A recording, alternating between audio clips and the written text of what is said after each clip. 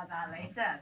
But now then, a measles outbreak has just been declared in the northeast of England, and unfortunately, it's not the only one. Well, the problems are being put down to the difficult choice parents like Louise Minchin had to make over a decade ago about the MMR vaccination.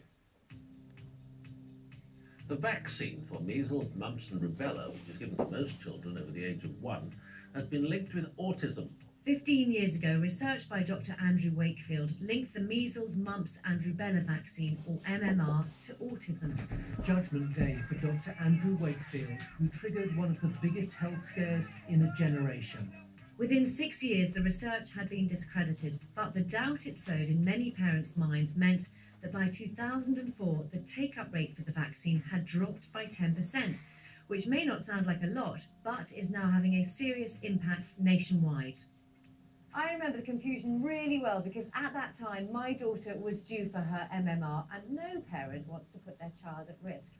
Eventually, after a lot of discussion, we decided against the MMR and she had the single jabs for measles, mumps and rubella.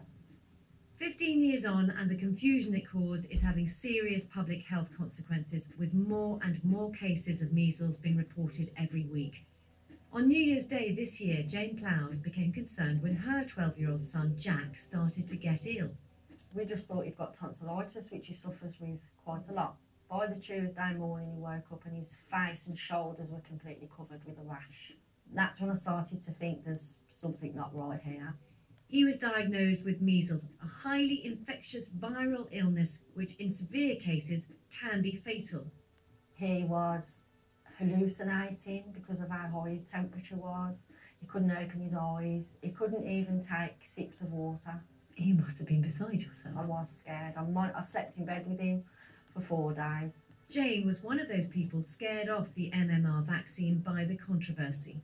Well, when Jack was born and it came around for him to have his 13-month first jab, there was a lot going on in the papers and on TV about side effects of autism. And I made the decision for Jack not to have the immunisation. It's a decision that I do regret now, wholeheartedly regret it. Jack recovered after 8 days, but he is part of an outbreak of measles that has affected the Morecambe area, with over 40 cases confirmed so far, more than the whole of Lancashire the previous year.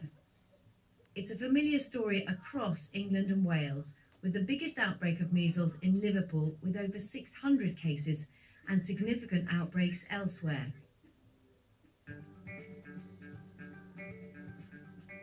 And because they're so concerned about this outbreak, the NHS and the Health Protection Agency have organised a series of sessions in schools like this one to immunise children who didn't get the MMR when they were younger. So according to our records, you need to have this vaccination done, all right? The World Health Organisation target is for 95% coverage of the MMR vaccine. This would help protect the whole country against any measles outbreak, as it would make it almost impossible for it to spread. Sharp scratch now, well done. By 2004, uptake of the vaccine had declined from 92% to below 80%, meaning it's now much easier for outbreaks to occur. Before we had the vaccine against measles, we'd see about 100 deaths each year. Fortunately, now because of vaccination, deaths are rare. So it's definitely not a mild disease. People still ask, don't they, whether the MMR vaccine is safe. Is it? The MMR vaccine is very safe. It's one of the most intensively researched vaccines we have, probably. And study after study, some odd millions of children have shown that this is safe and effective. What you seem to have now is these kind of pockets of outbreaks. So why are you targeting those areas particularly?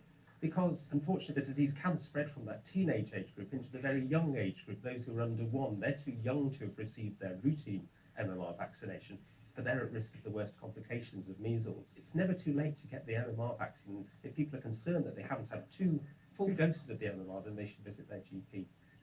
And one of those getting vaccinated today is Jack. Although he's already had measles and couldn't catch it again, Jane is anxious he's covered for mumps and rubella. Okay, sharp scratch. Well done. I can completely understand why some parents decided against the MMR vaccine at the time, but the focus now is trying to contain this outbreak and stop measles becoming a nationwide problem again. It wasn't that bad, it was just a little pinch and it didn't really hurt. If I'd have got them immunised, this wouldn't have happened. So I would say that while it's readily available now, If you haven't had your children vaccinated before, get them done. Dr. Mark Porter is here to talk about this a little bit more. And Mark, obviously, you would second that, would you, the advice there? Yeah, I would. I mean, I think for people who are probably 25 and below, certainly maybe 30 and below, who've not been exposed to the wild virus, like, I mean, I had all those diseases as a child. Yeah. Then yes, but don't just walk in. It's something you need to arrange before you just turn up. Yes, get the appointment. So in the film, they spoke about the Northwest, but Yeah. where else then are these outbreaks happening at the Well, there were 1,400 cases in the first 9 months of last year. Northwest, as we see there were nearly 700. Southeast was another hotspot, and that was 330, another 100 or so in London. And then the Northeast, there were just under 50 cases up there. And then North Wales, there were another 30 cases. I mean, they're not huge figures, but but they're still there. I mean, in the bad old days, there were 800,000 cases a year. Right, okay. And why are we seeing some areas being more affected than others? It's a combination of bad luck. The virus gets a foothold, but also it's what we call herd immunity. There are a group of people like Jack that we saw in the film there who are not immunised, and this is the hangover from the autism scare. Yeah. There's a group of children, often older and in their early teens, who are not immunised, and it's enough for the virus to get a foothold and spread. Right. So if we have 95% coverage, if 95% of the population are immune, the virus really can't spread. Yeah. And it's kind of a two-jab course, isn't it? Yeah, one jab for immunity.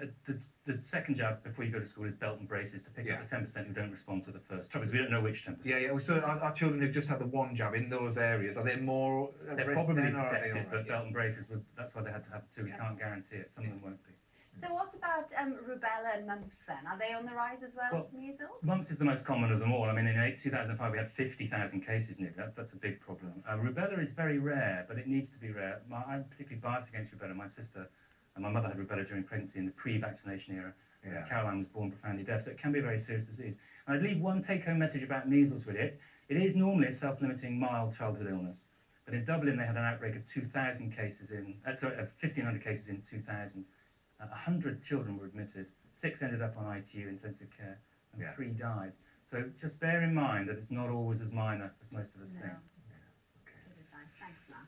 Thanks. Now, with these